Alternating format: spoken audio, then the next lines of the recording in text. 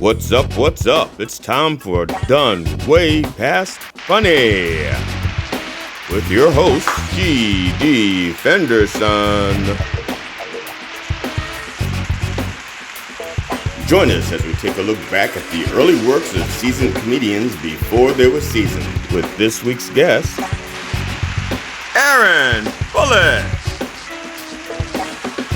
It's time to get down and get dope with Done Way Past Funny. Hi, I'm G.D. Fenderson, certified forensic humorist and host of Done Way Past Funny. Thank you for joining us as we continue our interview with comedian Aaron Bullitt. Please enjoy. I think because I read a book recently about SNL, just the history of SNL, and that's kind of what my conclusion is. Like, people don't even realize Eddie Murphy is the reason why SNL is still on the air. They don't give that man credit of going into that. It was 1980, 81. Everyone had left. There's Garrett Morris, but like realistically, no one really knows Garrett Morris. Like, I remember Jamie Foxx show, but like, right. So there wasn't a black star, but Eddie Murphy really put that show, on the map. But in the book, they were saying that people had so much attachment to him that when he left SNL, he got death threats. People were pissed. And there was even cast members who were like, who the fuck? Because he was he was a teenager, basically. And he left the show at 21. So there was all this bullshit to where, like, for me, like, I love Chris Rock, right? I love Chris Rock. Tracy Morgan, he's okay. I'm not a huge fan, but I support. There's Kenan Thompson, which it's all subjective, but I think that, to me, black sketch comedy is so, people don't realize the reason why Dave Chappelle didn't get the money was not because he was owed 50. It wasn't more of the 50 million. It was the contract that he signed. That was the cap, but he made millions more. And they could have easily been like, Dave, man, thank you for saving Comedy Central. Thank you for putting us on the map. Let's work this shit out. No, they were like, you're only going to get this much money because your contract. And I think that even, going back to Black Woman Sketch Comedy Show, they're on HBO, but you don't really, they don't get the promotion, that visibility. Right, that's true, they don't. And that's what kind of, for me, and I don't ever anticipate being on SNL. I don't. But if I ever got the opportunity to write for them or to be a part of that, whatever, my first concern would be, that's what I don't like about the show is when I look at, like, I watched the last one with Nate. I forgot the guy's name, comedian from Tennessee. He starts with a B. I can't think of the man's name. And I hope after this recording, somebody will put his name down. I'll look it up, yeah. So it's funny. He had a sketch, which I don't watch SNL a lot, but when it's a comedian on SNL, I will watch it because I think that kind of makes a difference. So they had a sketch about a cooking show where it was like basically soul food, like it was soul food. So it was the comedian and the sister, and it was Kenan and another sister, and I forgot the white lady's name, but they were basically judging it. They were like, oh, it's for the culture, whatever. And the sketch was basically the white guy made actual soul food, and the sister made like a fancy version of soul food, which I laughed because I said not that long ago of like, I don't like going to events because like every time you go to a black event, especially that has higher standard, they always have some fancy grit or some fancy shit. Like no one makes chitlin tartar or some shit. It's always a grit. So that made me laugh. But I kind of was still thinking like that made me want to engage SNL's. Like when I look at stuff like that, it's more of a diversity. Like in comedy, we're diversity hires of, I see it to where they'll only hire a black feature or open or a host when there's a black headliner. But I don't, and I'm not saying that's not a bad thing, but to me, I think I don't want it to be like, don't hire me, don't fuck with me because I'm black. Like I've opened for my first person I opened for. Shout out, her name's Etta Mae. She's a country comedian, right? She's the first person that gave me that opportunity to feature for her. And even though the crowd wasn't a crowd that I thought was mine, I still did good. I still made them laugh. And I just think comedy now is, let's only get these differences, minorities, these different, whatever your proclivity is, we're only going to hire them for that reason. I'm like, no, like I want to be hired on the merits of me being funny. Yeah. I don't care where I'm at. I don't care who it is. Like I open that challenge, but I tend to find that I don't think Black comedy is appreciated, and I don't think comedians are based off their talent. They're like, oh, well, we want you because you're Black, and you're the nigger that I'm comfortable with. So now, I'm gonna tell you, there's a Black booker. I won't mention him by name because maybe by now he's embarrassed. I don't know, or he should be. Mm-hmm. But he wouldn't book me because he said that I was too smart for his audience. Right, or he had his Black audience. I was too smart for his Black audience, which says either one, he thought that, first of all, that I couldn't adapt my humor. Mm-hmm. You know, I mean, I do have Black family. It's not like my IQ is 150, but I'm not 150 all the time. Sometimes I'm dumb as shit. Right. Okay, that's one thing. And I have and I do have a family that's not all geniuses. I know how to relate to them. So he doesn't either think, so he's disrespecting me by saying you can't adapt, or he's disrespecting his audience by saying, look, my audience are just a bunch of dumb Black people. They won't get your smartness. Or and on the vice versa, your material is too, like you say, nigger. Or I've told you this joke. I think I've told it to you, but I have a joke where he romanticized shit, serial America, like serial killers, Jeffrey Dahmer. Everybody's like, I love him. He's great. He's a loner, but yet this man was making double nigger burgers with a side of slaw, and I didn't think that shit was funny. And you guys helped me out with that. You guys told me about what was in the slaw, and it was funny. But I've told that joke. And I had a comedian, I'll say his name, I don't give a fuck. His name, I don't care. He messaged me and he said that basically my material is offensive and that's why I don't get opportunities locally, which, okay, hey, that's fine. I don't really care. I don't really mind. Hey, because I did message him and say, hey, he's having a show. I want to be on it. He just told me that. But he was like, and other people think this way. And I was kind of like, well, I get you. But at the same time, it's not that you don't like my material. It's just you don't like me. Like, I'd rather you just say you don't like me. But it's like, they try to say, well, you're like, they just try to make it seem like I'm the problem. But it's like, no, I've seen you put other Black people on. I've seen you put other opportunities. Just like, I'm not the nigger you want because I'm not palatable or I'm not safe.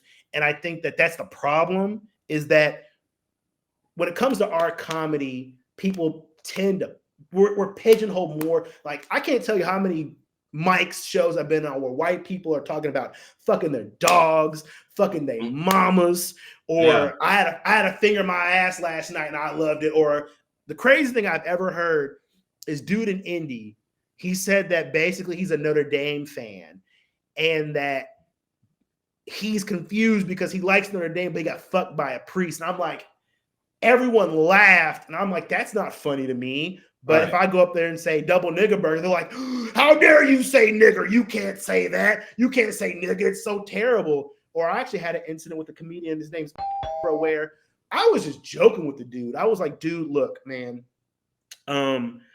He says the same thing I kind of say. White people, I know y'all say nigger, right, in the car. He said in the house, I say in the car. It was something like that. And I posted, and they were like, you're stealing, like, you're coming for him, you're fucking with him because you're stealing material. I'm like, no, I was just showing in a funny way, because we're comedians, in a funny way that, it's not about what I say, it's who says it. And they took it so negatively, which we hash it out as men. It's fine. And if or anybody, because I know the Louisville comments, they're like, he talked about Louisville problems outside. I want you to know, like, it's not personal. I'm not mad. I'm just showing that in comedy, no one's honest about the racism, or no one's honest about the sexism. Sexism, the cliquishness. It's the jealousy, like, it's it's a caste. It's a fucking caste system too. Nepotism. That's what I was going to use. Nepotism. Yeah. And that's my gripe with comedy is my goal in this is to create a comedy world where one, the genre is pushed forward. I think we should have our own Grammys. We should have our own like whatever they have in the music and the sports world we should have. But I want to help create a comedy environment, a united front where it's just based off talent. And again, talent is subjective. And I'm not going to say that even in this perfect comedy world that there's not going to be these hints of these little problems. But I think in general, no one is honest of the fact that like it's not about talent anymore. It's more about like, well, like you said, who's going to make me feel comfortable? Who am I going to like? And even with that, right? Like I even see that more often in Black comics of them being like, you know, hey, white people, how are you doing? Like, it's like we're only like comics of my generation. You know, I just turned 30, and a lot of comics of my generation are like, you have to be like, hey, white people, how are you? You know, these crap. Right. It's like, but it's like, no, like say it. And I know you can say I'm a hypocrite because I use that, I coined it, but like I say it because I just know that not everyone likes the word nigga. And I'm like, don't be weird about it. It's just a word.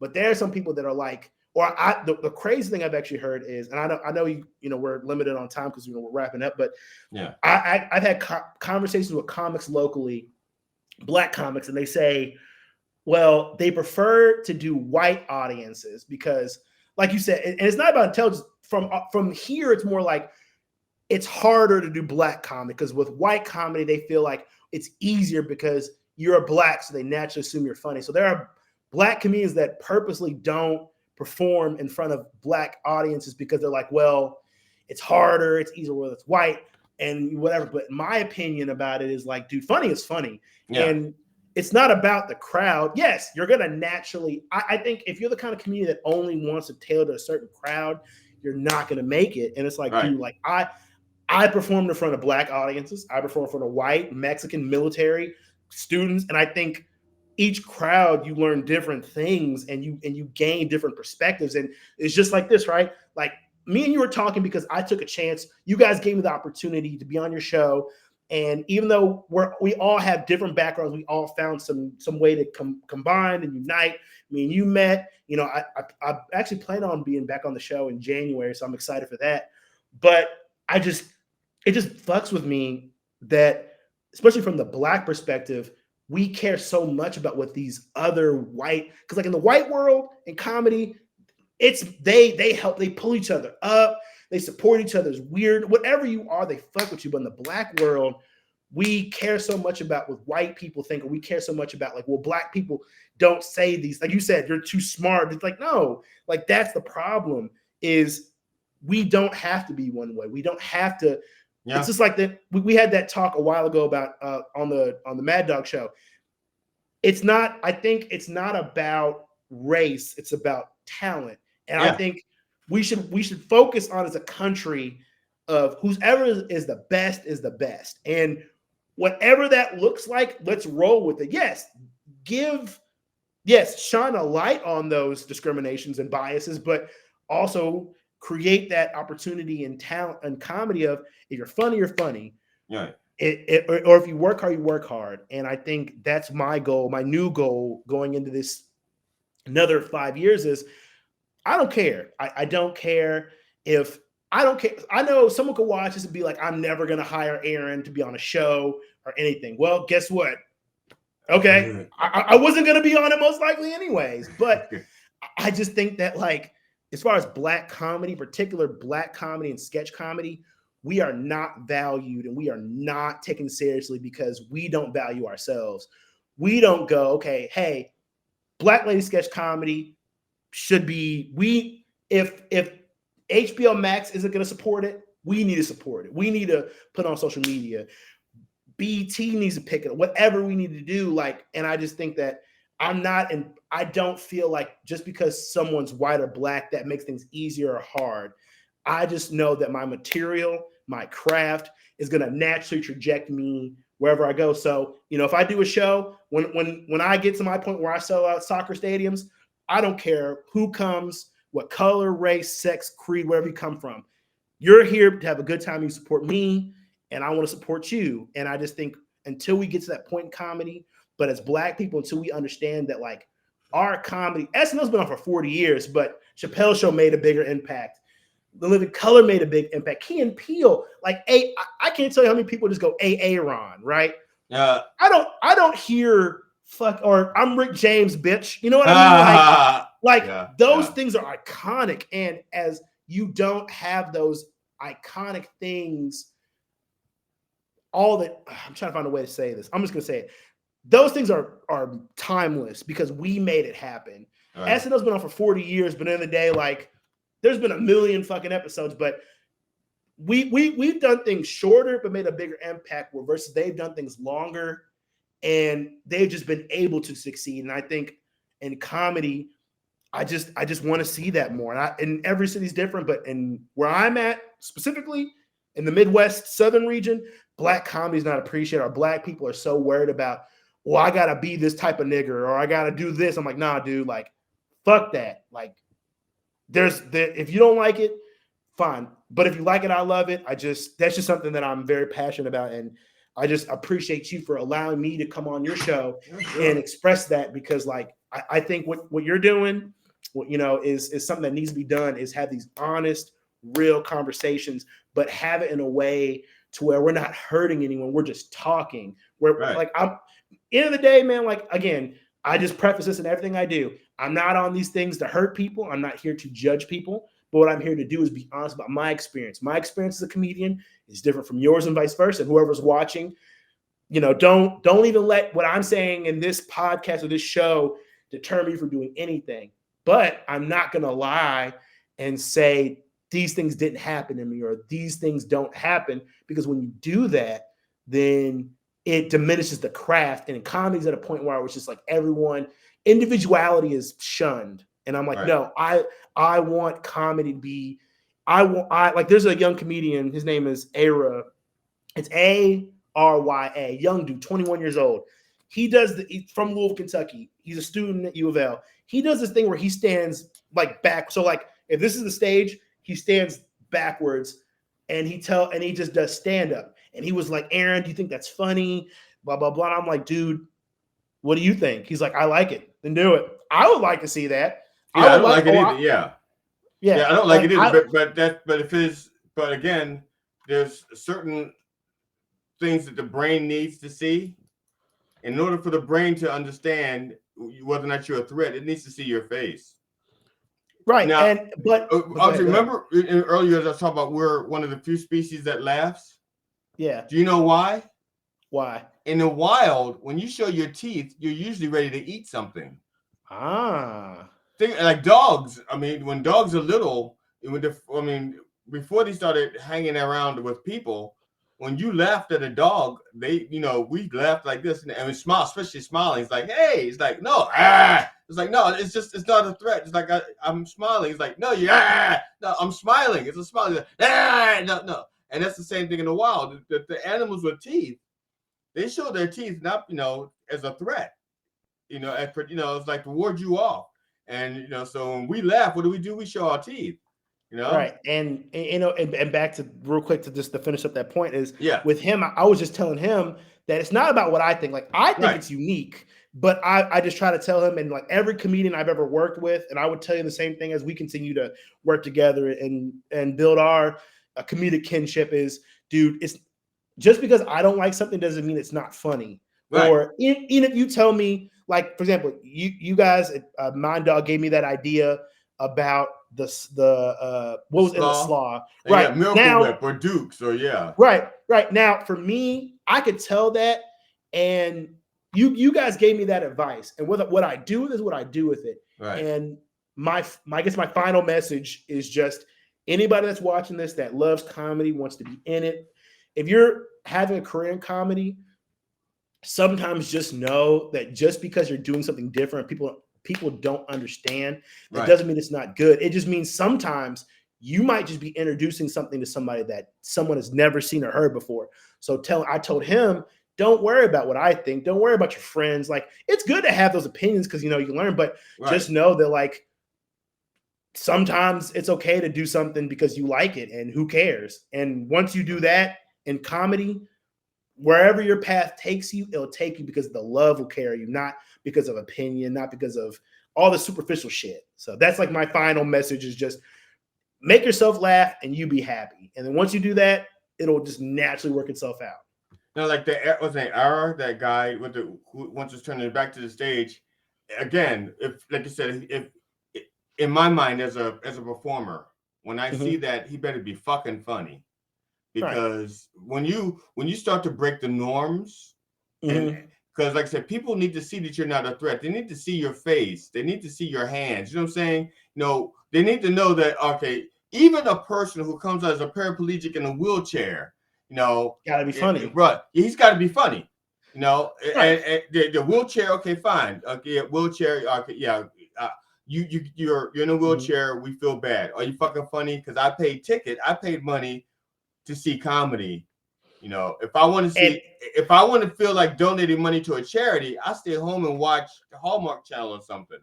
Right, and that's that brutal honesty. I've actually seen a guy in a wheelchair like that. He made the best fucking Vietnam joke. It was like on the same level as the Dick Cheney joke. It was fucking amazing. Like, and I even told him, dude, I would pay for that joke. I didn't want to buy it, but it was that good.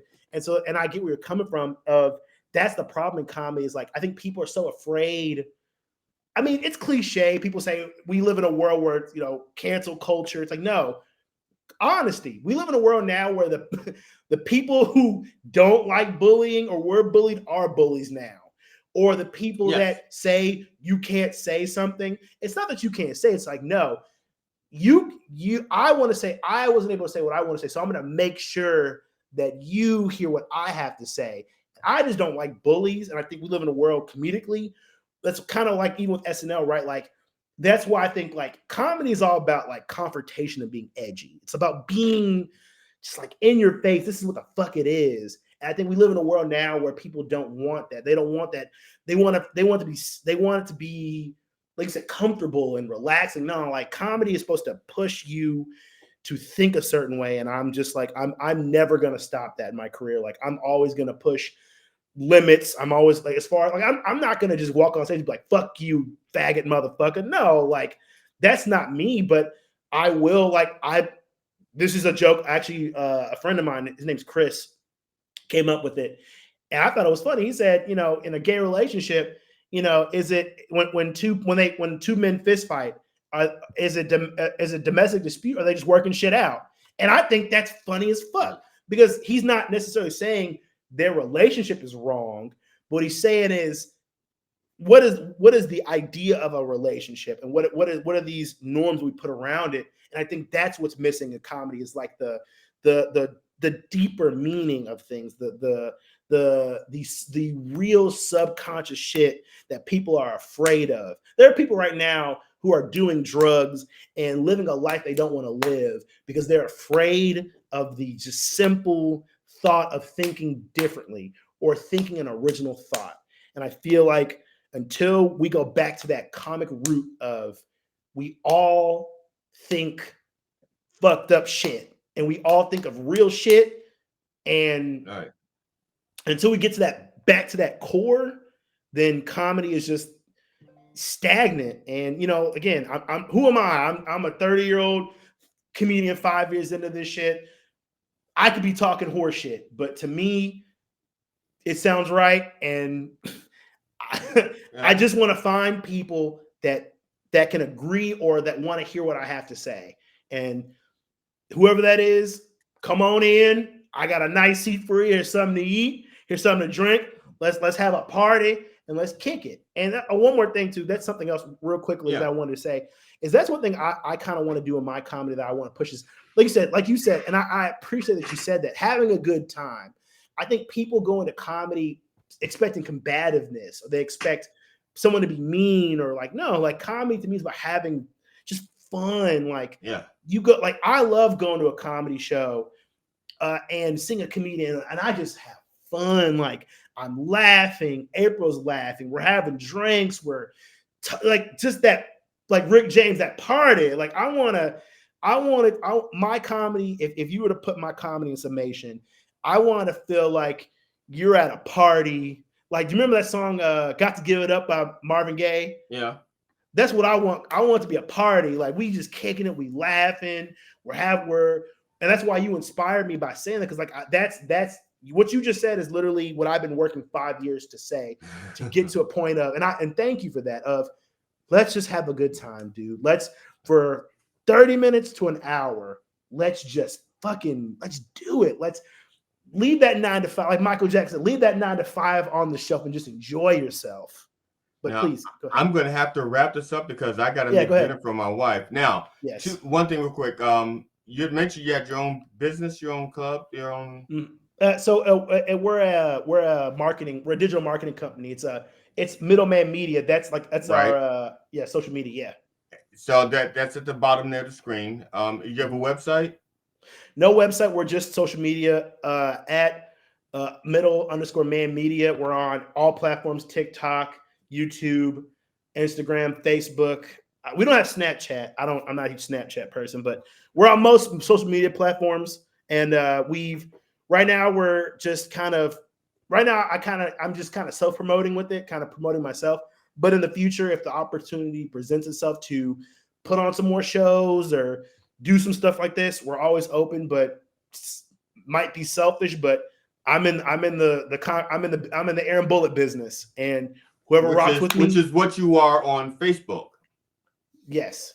So I feel like on Facebook I'm Aaron Bullitt, but I just kind of our main concern is helping other comedians and other people share and express. And my big ultimate goal would be like, I am, because I like to say I am, in my mind, I want what Motown did for music is what I want to do for Black comedy, is create maybe not the scandals and the sex and the automation part, but then what's the point? No, I'm just teasing. God damn it, right? But what me and April want to create is just a space for comedy to exist and to be at its finest. So when you work with Middleman Media, someone can be like, yo, I want to be bigger than Richard Pryor. Okay, let's help you get to that point.